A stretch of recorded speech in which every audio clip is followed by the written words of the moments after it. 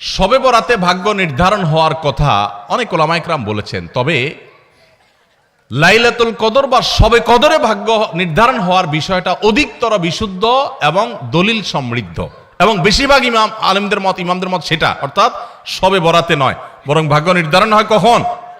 শবে কদরে। অনেক ওলামা ইকরাম সমন্বয়ের চেষ্টা করেছেন, কিন্তু বেশিরভাগ দলিল প্রমাণগুলোর দিকে তাকালে এবং বেশিরভাগ ইমামদের মত হলো, বড় বড় মুফাসসিরদের, ইমাম কুরতুবী রাহমাতুল্লাহ, বড় বড় তাফসীরবিদদের মত হলো যে মানুষের সারা বছরের ভাগ্য আল্লাহ নির্ধারণ করেন শবে কদরে। যাই হোক, যখনই আল্লাহ রাব্বুল আলামিন ভাগ্য নির্ধারণ করেন, বিশেষ শবে কদর ঠিক করেন, তার দলিল কি? কোরআনে কারিমে একটা সূরা আছে, নাম হলো সূরা দুখান, আয়াত নম্বর 3 এবং 4।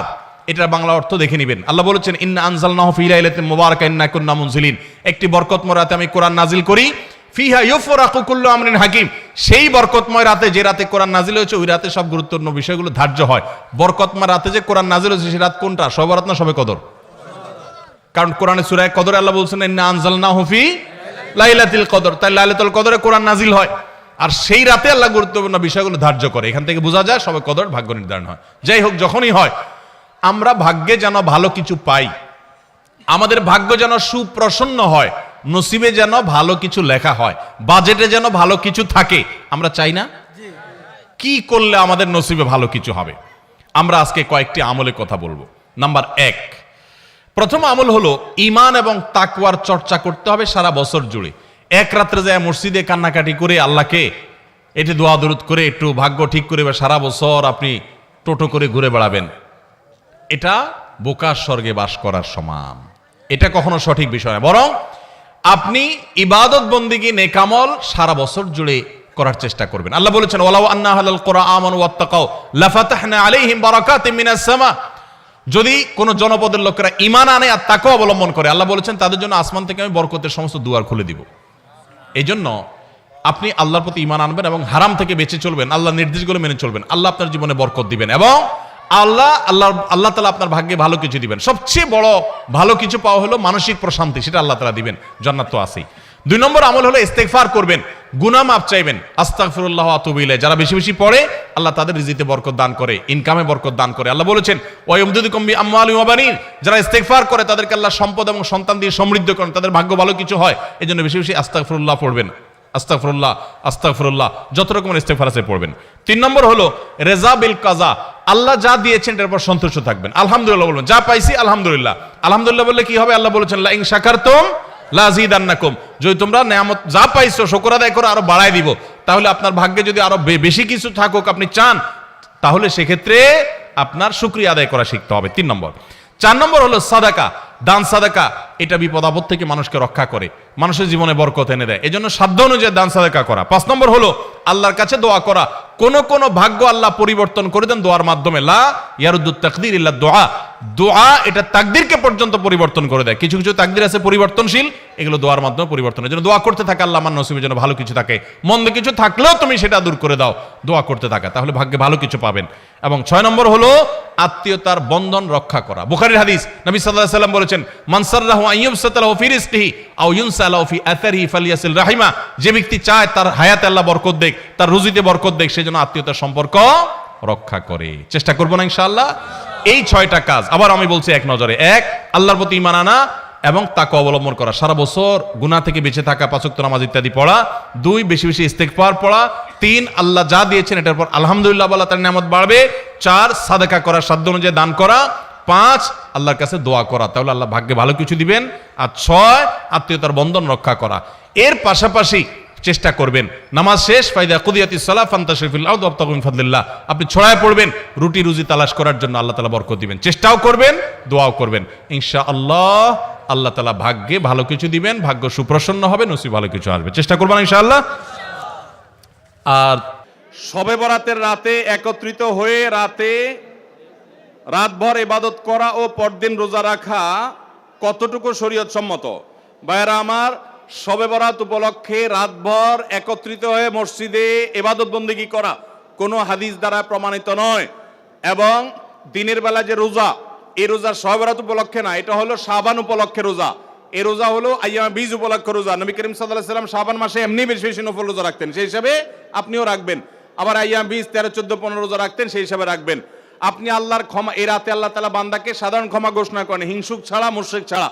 এই রাতের এই ফজিলত পাওয়ার জন্য আপনি চেষ্টা করলে সেটা ভালো, আল্লাহর কাছে ক্ষমা লাভের চেষ্টা করবেন, কিন্তু বেদাতি কোনো পন্থায় না।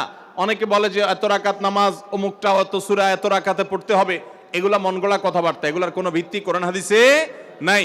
আবার অনেকে মনে করে হালুয়া রুটি খাইতে হবে, আতশবাজি করতে হবে, আলোকসজ্জা করতে হবে, শবে বরাতকে কেন্দ্র করে যা হয় তার বেশিরভাগই বেদাত এবং ভুয়া, মন গড়া ভিত্তিহীন, এগুলার কোনো অস্তিত্ব কোরআন হাদিসে পাওয়া যায়। আল্লাহ আমাদের সবাইকে সুন্নাহ মেনে চলার তৌফিক দান করুন। আমরা সুন্নাহ মেনে চলবো। শাবান মাসের সবচেয়ে বড় আমল হলো নফল রোজা রাখা, বেশি বেশি রাখবো তো ইনশাআল্লাহ। লাইলাতুন নিসফি মিন শাবান প্রচলিত শবে বরাত উপলক্ষে আমাদের করণীয় কি? বিশেষ করে এই রাতে মসজিদে ওয়াজ মাহফিল, দোয়া দরুদ, ইবাদত বন্দেগী এবং নানা ধরনের খানাদানার আয়োজন করা হয়। কোরআন সুন্নাহর আলোকে এগুলো ঠিক কিনা জানালে উপকৃত হব। ভাইরা আমার, লাইলাতুন নিসফি মিন শাবান, যেটাকে আমরা শবে বরাত বলি, এই লাইলাতুন নিসফি মিন শাবানে আল্লাহ তাআলা হিংসুক এবং মুশরিক ছাড়া বাকি মানুষদেরকে, বাকি মুসলমানদেরকে আল্লাহ তাআলা সাধারণ ক্ষমা ঘোষণা করেন মর্মে একটা হাদিস আছে। এছাড়া আরো বেশ কিছু হাদিস আছে যেগুলোর কোনো না অনেকগুলো সনদের মধ্যে কিছুটা দুর্বলতা আছে, কিন্তু মোটের পরে এ রাতের ফজিলত সুসাব্যস্ত এবং প্রমাণিত। কিন্তু এর মানে এই নয় যে এই রাতকে কেন্দ্র করে আমরা যা করি আমাদের দেশে তার সব সঠিক। আমাদের দেশে লাইলাতুল বরাতে মানুষের যে ভিড় মসজিদগুলোতে, এটা তো ভালো জিনিস যে মানুষ মসজিদে আসছে, কিন্তু অন্যদিন না এসে এই রাতে বেশি আসার কারণটা কি? লাইলাতুল কদর বেশি ফজিলতপূর্ণ নাকি এই রাত বেশি ফজিলতপূর্ণ? লাইলাতুল কদরের সাথে কোনো তুলনা চলবে? সেই রাতে মানুষ কি এত বেশি ইবাদতের চেষ্টা করে? তাহলে এই রাতে এত বেশি চেষ্টার রহস্যটা কোথায়? রহস্য হলো আমাদের দেশে মানুষ মনে করে যে এই রাতে ভাগ্য ঠিক হয়, অতএব সারা বছর যাই করি না করি এই একটা রাত মসজিদে গিয়া আল্লাহ বিল্লাহ করে যদি সারা বছরের ভাগ্যটা ঠিকঠাক করা যায়, এরপর আর মসজিদে যায় কেনা। এই চালাকি করলে কি ভাগ্য ঠিক হয়ে যাবে? ভাইরা আমার, লাইলাতুন নিসফি মিন শাবানকে কেন্দ্র করে বহুবিধ বিদআত, বহুবিধ বাড়াবাড়ি, বহুবিধ কুসংস্কার আমাদের সমাজে আছে। এক সময় তো প্রচুর পরিমাণ পটকা ফুটাফাটি চলতো। আলহামদুলিল্লাহ, প্রশাসনের ভাইয়েরা প্রতি বছর নিষেধাজ্ঞা আরোপ করেন এবং এটা অনেকটা কমেছে, যেটা আমাদের নিরাপত্তা হুমকির মধ্যে আমাদেরকে ফেলে।